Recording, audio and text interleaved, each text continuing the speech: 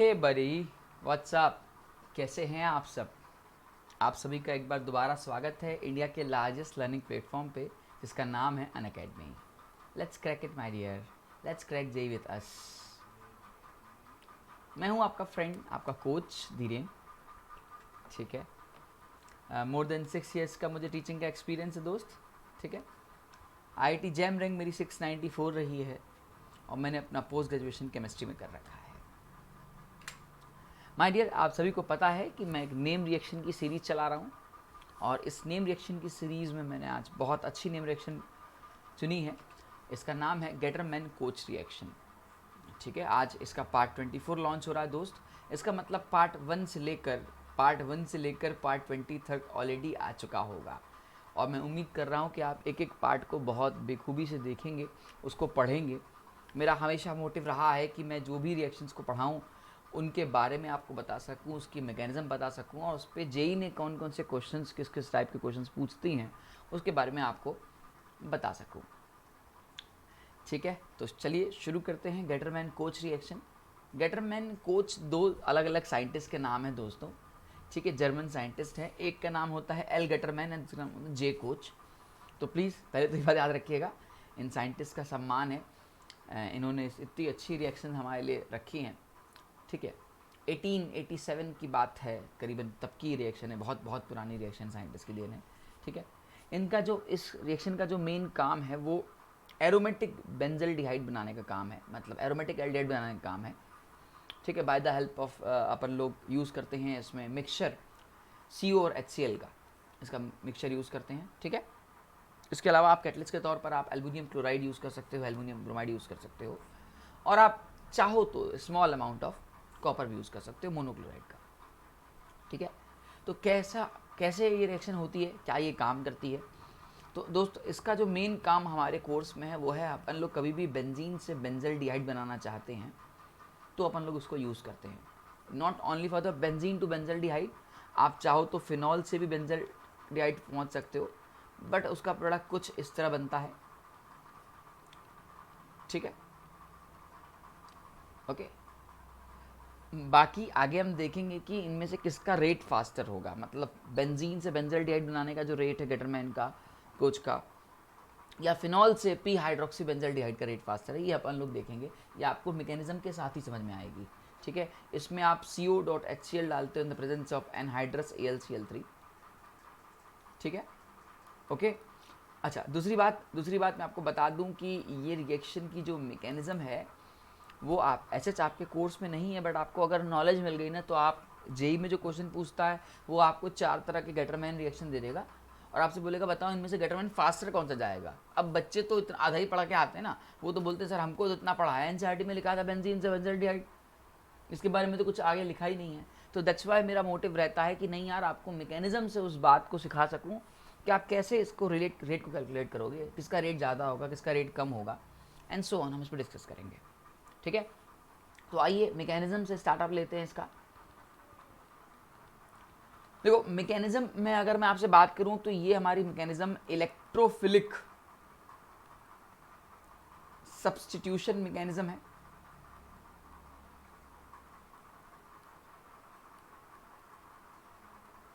ठीक है, इसका मतलब कोई इलेक्ट्रोफाइल आएगा और जाके सब्स्टिट्यूट करेगा।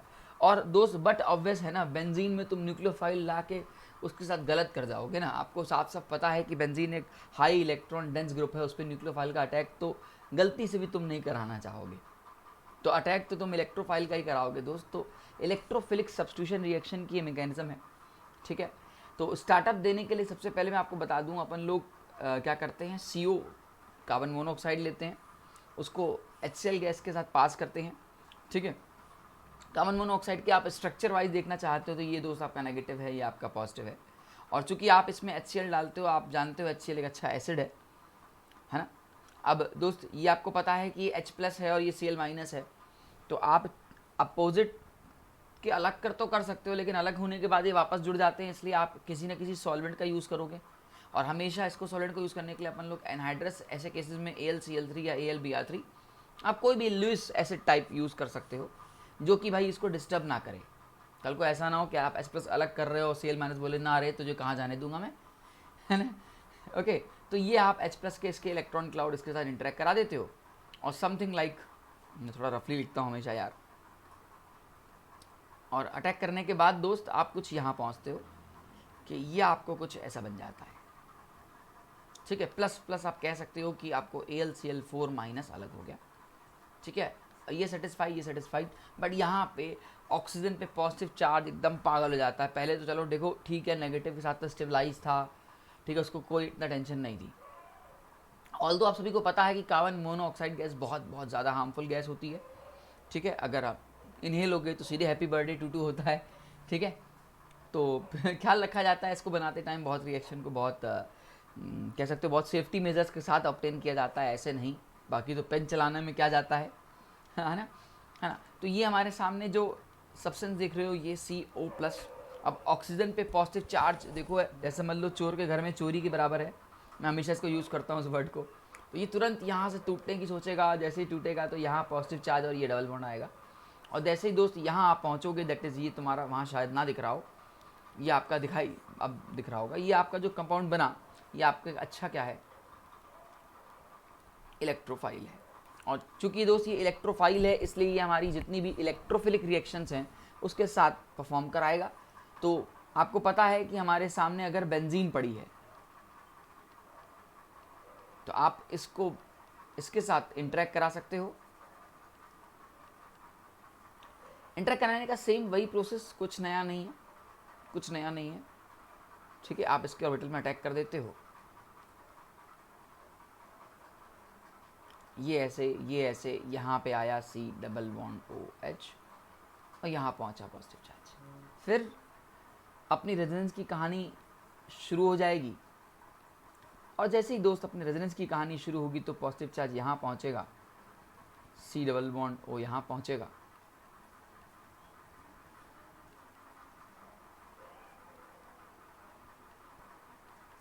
और हम यहाँ पहुँच जाएंगे। कह सकते हो जो अपन लोग ने, याद करो इलेक्ट्रोफिलिक पढ़ा था, अगर आपने मेरी नेम रिएक्शन की सीरीज़ देखी हो दोस्त, तो अपन लोग ने वहाँ पे इलेक्ट्रोफिलिक सब्स्टिट्यूशन रिएक्शन बहुत शिद्दत से पढ़ी है, ठीक है। तो कह सकते हो इसका एक इंटरमीडिएट टाइप बन जाएगा, कार्बोकैटायनिक इंटरमीडिएट टाइप बन जाएगा। और अब यहाँ पे हाइड्रोजन को कुर्बानी देनी पड़ेगी अपनी, हाइड्रोजन को यहाँ से बाहर निकलना पड़ेगा। लेकिन दोस्त हाइड्रोजन बोलेगा भाई मैं H+ के फॉर्म में निकलूँगा तो तुम्हें क्या लगता है मैं वापस अटैक नहीं कर सकता? तो उसका जुगाड़ सेट करना का एक ही तरीका है कि आप इसको दोस्त किससे रिएक्ट कराओ। वो जो तुम्हारा AlCl4- था, आपको अच्छी तरह पता है कि AlCl4- पे मेटल पे नेगेटिव चार्ज वैसे ही एक्सेप्ट करके पागल हो चुका है। मेटल बोलेगा यार मेरे पे नेगेटिव अच्छी बात है नहीं, मुझे वापस जो है न्यूट्रल बनाओ, ज़्यादा अच्छा है। तो ऐसा करने के लिए ये बॉन्ड तुरंत टूटेगा और Cl- यहाँ से खाली होगा। Cl- बोलेगा बेटा वापस अटैक कर दूंगा तुझ पे, तो मुझे नहीं तो कुछ दे दे। तो यहाँ से समथिंग लाइक कुछ कह सकते हो, कहानी बना रहा हूँ बस आपके लिए मैं, कि यहाँ पे नेगेटिव और ये आपको आपके हाथ में बेंजल्डिहाइड मिल जाएगा। प्लस प्लस अब देखो यहाँ से H+ खाली होकर अटैक ना करे तो ये Cl- मिल के HCl वापस बन जाता है, और AlCl3 बेचारा जैसे न्यूट्रल था वैसे का वैसे न्यूट्रल रह जाता है। तो अल्टीमेटली इस रिएक्शन की अगर मैं ओवरऑल कैप्सूल की बात करूं, तो मैंने बेंजल्डिहाइड बनाने की सोची है from the help of benzene. कि हमने एक बेंजीन ले ली, इसमें मैंने CO.HCl डाल दिया in the presence of anhydrous AlCl3, और ऐसे करते ही अपन लोग सीधे बेंजल्डिहाइड की तरफ आगे पहुंच गए, ठीक है। तो बेंजीन से बेंजल्डिहाइड प्लस कह सकते हो HCl अपना बाहर निकल गया, AlCl3 अपना बाहर निकल गया।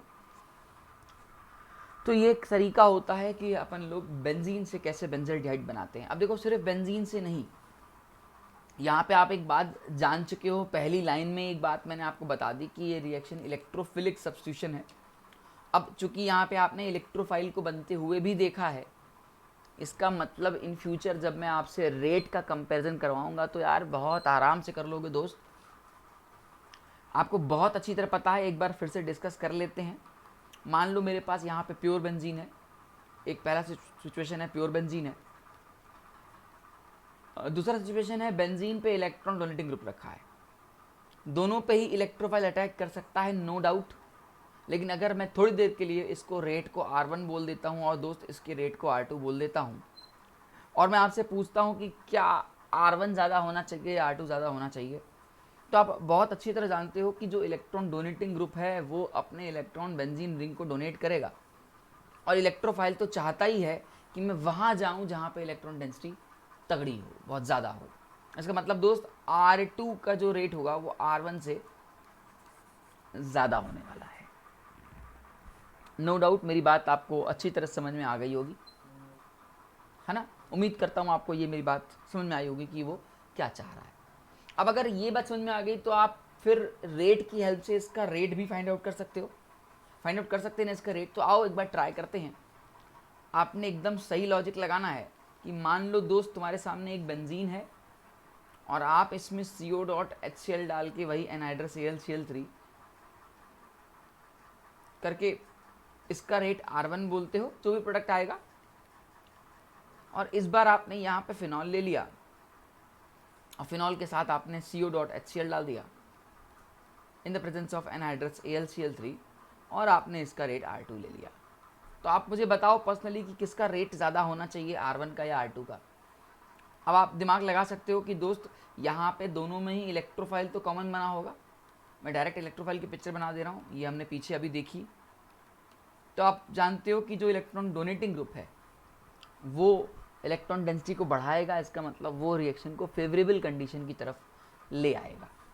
मैं उम्मीद करता हूँ कि आपको मेरी बात समझ में आई होगी, और अगर ये बात आपको समझ में आ गई तो आप सटक से बोल दोगे कि हाँ सर, R2 का जो रेट है वो R1 के रेट से ज़्यादा होगा। ठीक है, तो this type of question JEE में पूछे जाते हैं। पूछेगा, इनमें से 4 दे देगा, अरेंज करने को बोल देगा। तो अल्टीमेटली वो आपके मैकेनिज्म से छेड़ना चाहता है।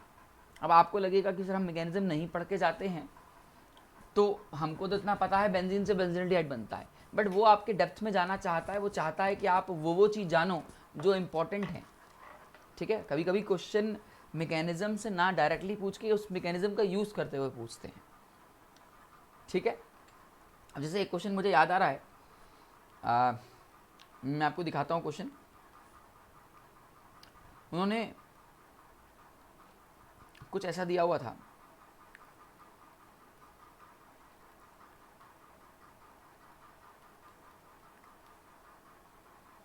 मान के चलिएगा सभी में गटरमैन लग रहा है, ठीक है ना, सभी में गटरमैन कोच रिएक्शन हो रही है, इसमें कोई डाउट नहीं है।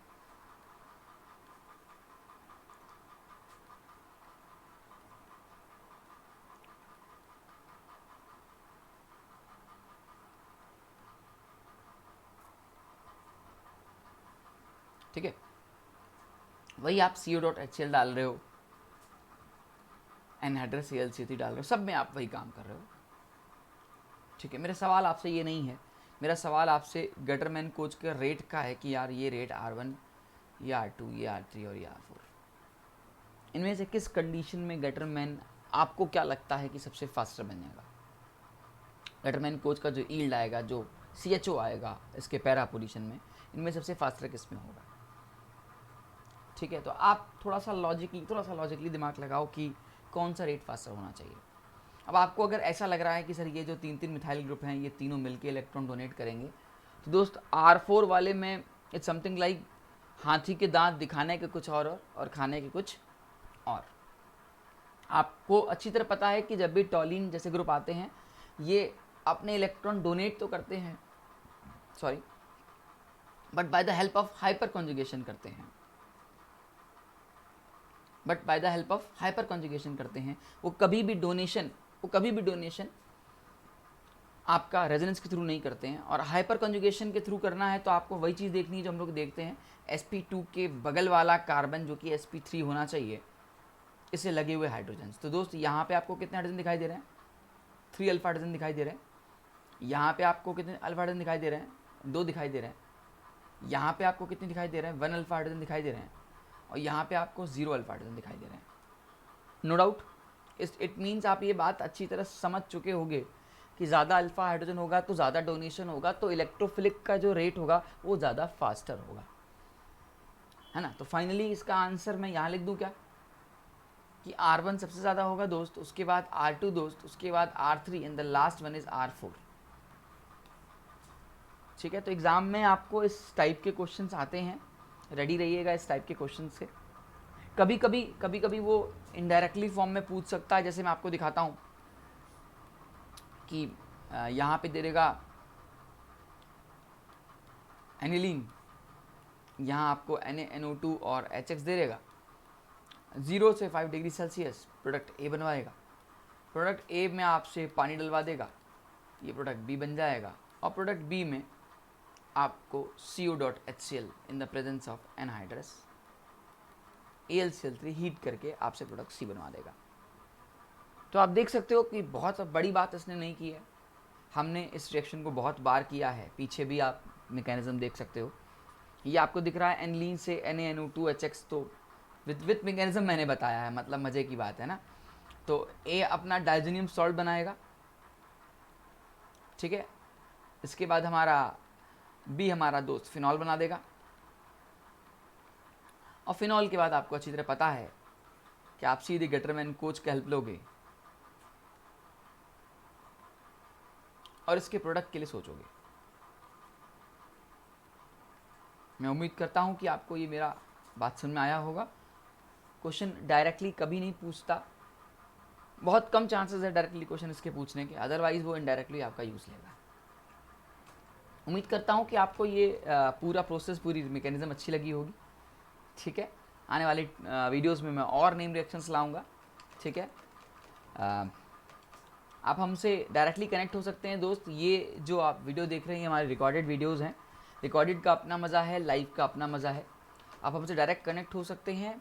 कनेक्ट होने के लिए ज़्यादा कुछ नहीं करना, आपको बस हमारी अनअकैडमी ऐप को डाउनलोड करना है। फटाफट से हमारे इस ऐप को डाउनलोड कर लीजिए प्ले स्टोर से जाके, और आप हमसे कनेक्ट हो सकते हैं। ठीक है, कनेक्ट होने के दोस्त बहुत सारे बेनिफिट्स हैं। ठीक है, सबसे पहला बेनिफिट है यार डेली लाइव क्लासेस। आपको पता है कि अनअकैडमी एक ऐसा प्लेटफॉर्म है जो कि आपको लाइव कनेक्ट होने का मौका देता है, जहाँ पे आप अपने बिंदास होकर जो भी डाउट्स होते हैं वो आप पूछ सकते हो। इसके अलावा क्वेश्चन आंसर्स में हम लोग पोलिंग कराते हैं।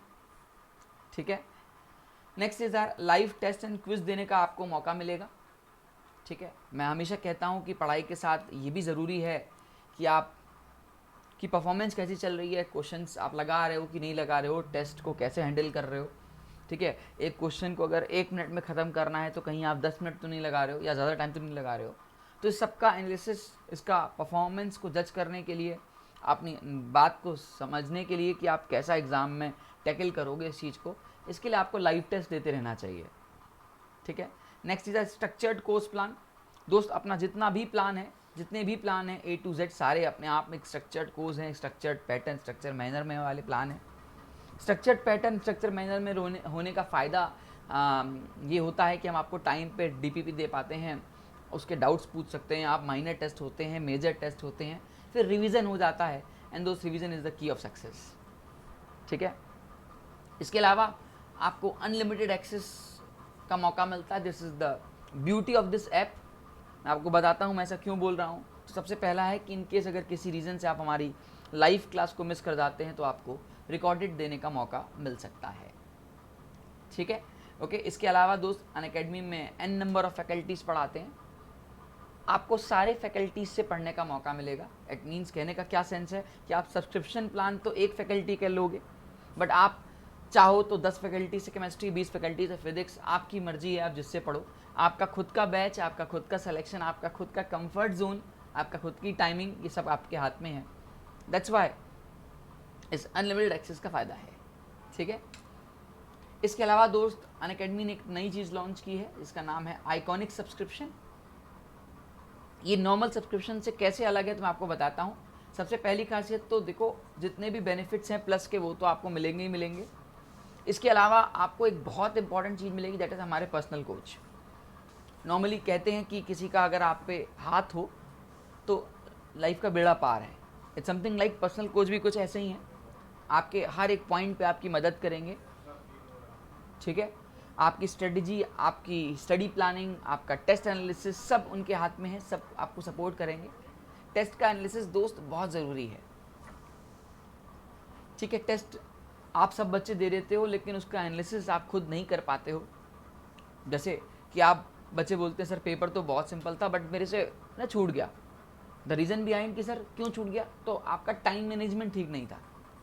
आप प्लीज़ अपने टाइम मैनेजमेंट को स्ट्रॉन्ग करिए। आपको पता होना चाहिए कि एक क्वेश्चन को पिक करना भी है कि नहीं करना है, ठीक है। और करना है तो कौन सा क्वेश्चन पहले करना चाहिए, कौन सा क्वेश्चन बाद में करना चाहिए, कि एग्जाम हॉल में कॉन्फिडेंस बूस्टअप रहे यार, ठीक है। नहीं तो सपोज कर सिचुएशन आती है कि हमको आ रहा है, पहला भी रॉन्ग हुआ, दूसरा भी, तीसरा भी फंस गया, तो वो आपके कॉन्फिडेंस को लूज़ करेगा। तो ये सबकी ना प्लानिंग स्ट्रेटजी आप अपने कोच से करा सकते हो, ठीक है। इसके अलावा स्टडी की प्लानिंग होना, रेगुलर बेसिस पे अपन लोग देखते हैं कि अपन लोग टाइम टेबल बनाते हैं और फाड़ देते हैं, फिर बनाते हैं, फिर फाड़ देते हैं।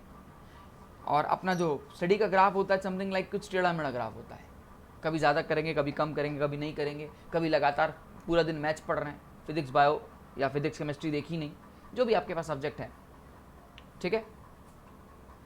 तो ऐसा करने से आपको क्या होगा, आपका एक रेगुलर शेड्यूल नहीं बनेगा। स्टडी प्लानिंग बहुत स्ट्रांग होनी चाहिए अगर आप वाकई पैशनेट हो अपने जेई को निकालने के लिए। आपका ग्राफ हमेशा एक स्ट्रेट लाइन ग्राफ होना चाहिए। अगर आपने फिक्स कर लिया कितने आवर्स पढ़ने हैं तो पढ़ने हैं, क्या पढ़ना है, कैसे पढ़ना है, इसके लिए आपको हमारे पर्सनल कोच हेल्प करेंगे, ठीक है दोस्त। हमारे प्लस कोर्स को लेने के लिए आपको बहुत ही इकोनॉमिकल और बहुत ही अफोर्डेबल फ़ीस पे करनी है दोस्त। 12 महीने की जो फ़ीस है वो है 38,500। इसमें माय डियर आपको 10% का इंस्टेंट डिस्काउंट मिलेगा, ठीक है। और वो डिस्काउंट आपको मेरे कोड की हेल्प से मिल सकता है। My code is Dhiren, DHIREN। You can use my code and get the discount of 10%, ठीक है। जैसे आपको डिस्काउंट मिलेगा आपका अमाउंट हो जाएगा 34,650 दोस्त। आप इस अमाउंट को नो कॉस्ट EMI पे भी पे कर सकते हो, ठीक है। इसके अलावा अगर आप क्लास 11th में हैं या आपके कोई छोटे भाई बहन क्लास 11th में हैं तो उनको 12 मंथ की जगह 24 मंथ वाला प्लान लेना चाहिए, ठीक है। इसका जो अमाउंट है वो है 56,000। इसमें भी आपको हम 10% का डिस्काउंट देते हैं, ठीक है। एंड आफ्टर दिस डिस्काउंट आपका अमाउंट हो जाएगा 50,400, ठीक है। सेम दोस्त, इस डिस्काउंट को अवेल करने के लिए आपको मेरा कोड यूज़ करना पड़ेगा। My code is Dhiren, DHIREN again, ठीक है। आप चाहें तो इस अमाउंट को EMI पे भी पे कर सकते हैं, ठीक है। आइए एक बार EMI को कैलकुलेट कर लेते हैं कितनी EMI बैठ रही है। तो मात्र और मात्र दोस्त 2100 रुपये EMI बैठती है। और अगर मैं इसको 3 सब्जेक्ट से डिवाइड कर लेता हूँ तो मेरे पास 700 रुपये पर सब्जेक्ट की EMI आ रही है, मतलब ना के बराबर है यार ये तो, ठीक है। इसके अलावा दोस्त अगर आप आइकॉनिक सब्सक्रिप्शन लेना चाहते हैं तो आप वो भी ले सकते हैं। आपको मैंने बताया कि आपको उसमें पर्सनल कोच मिलेंगे, स्टडी की प्लानिंग होगी, एक्सपर्ट की गाइडेंस होगी, टेस्ट का एनालिसिस होगा, बहुत बहुत इंपॉर्टेंट है ये, ठीक है। आइकॉनिक प्लान 12 मंथ का लेने के लिए आपको सेम आपको अमाउंट पे करना होगा 56,000, ठीक है। इसमें भी आपको सेम प्रोसेस, आपको 10% का इंस्टेंट डिस्काउंट मिलेगा बाय यूजिंग माय कोड और आपका अमाउंट हो जाएगा 50,000। आप इस अमाउंट को भी नो कॉस्ट EMI पे भी पे कर सकते हैं आप दोस्त, ठीक है। इसके अलावा अगर आप 24 मंथ वाला प्लान चाहते हैं आइकॉनिक का तो आफ्टर द 10% डिस्काउंट इसका अमाउंट 77,400 हो जाता है, ठीक है। Again use my code Dhiren, ठीक है, ठीक है। उम्मीद करते हैं कि आपको मेरी बात समझ में आई होगी, ठीक है। ये दोस्त कुछ क्लास की लाइव हैं। मैं लगभग रोज़ रात के 9 बजे लाइव आता हूँ, ठीक है। आपसे लाइव कनेक्ट होने की कोशिश करता हूँ, ठीक है। वहाँ पे बहुत मज़ा आती है, बहुत अच्छी अच्छी सीरीज़ चल रही है मेरी। आप मेरी रिकॉर्डेड वीडियोस को देख सकते हो। मैंने रैपिड फायर नाम की सीरीज़ चला रखी है, मैंने बूम बूम नाम की सीरीज़ चला रखी है, मैंने PYQ सीरीज़ चला रखी है। बहुत बहुत सारे अच्छे अच्छे क्वेश्चंस, अच्छे अच्छे टॉपिक्स को मैं कवर करता हूँ, ठीक है। उम्मीद करता हूँ कि आपको ये वीडियो अच्छी लगी होगी। थैंक यू वेरी मच दोस्त इतना पेशेंस रखने के लिए। चैनल को सब्सक्राइब करना मत भूलिएगा और नोटिफिकेशन दबाना मत भूलिएगा, ठीक है। वीडियो अच्छा लगे तो प्लीज़ लाइक कर दीजिएगा, ठीक है। और हाँ, इस कोड को याद रखिएगा, यही आपको 10% का डिस्काउंट दिलाएगा, ठीक है दोस्त। Thank you very much, thank you very much.